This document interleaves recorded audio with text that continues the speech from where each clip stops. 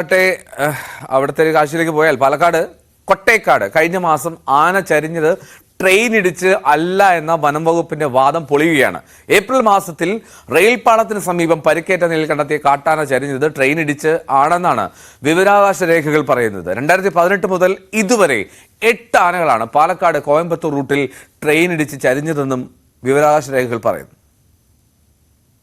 April 10-നാണ് Kottekkad ഗുരുതരമായി പരിക്കേറ്റ നിലയിൽ കാട്ടാനയെ കണ്ടെത്തിയത്. ഗുഡ്സ് ട്രെയിൻ വരുന്നതിനിടെ പാളത്തിന് പുറത്തു കിടന്ന കാട്ടാന മറിഞ്ഞു വീണ് പരിക്കേറ്റതാണെന്നായിരുന്നു വനം വകുപ്പിന്റെ വിശദീകരണം. പിൻകാലുകൾക്കും ആന്തരിക അവയവങ്ങൾക്കും പരിക്കേറ്റ ആന 3 ദിവസത്തിന് ശേഷം ചരിഞ്ഞു.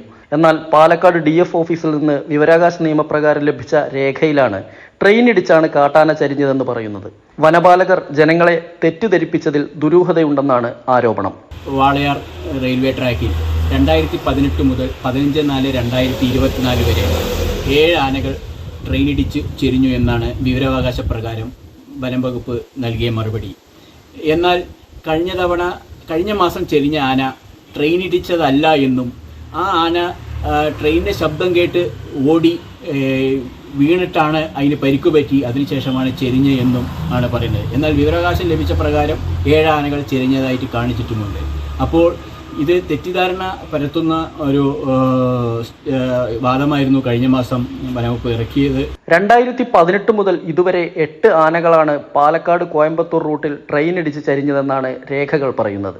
4 കൊമ്പനും 4 പിടിയാനകളുമാണ് ചരിഞ്ഞത്. കഴിഞ്ഞ ദിവസം അർദ്ധരാത്രിയിൽ 36 വയസ്സ് പ്രായം കണക്കാക്കുന്ന പിടിയാന ട്രെയിൻ ഇടിച്ച് ചരിഞ്ഞിരുന്നു.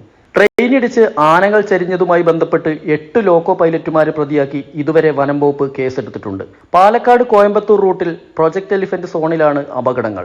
ആനത്താരകളിലാണ് ഇവിടെ റെയിൽപാളങ്ങളുള്ളത്. S. വിനേഷ് കുമാർ, News 18, പാലക്കാട്.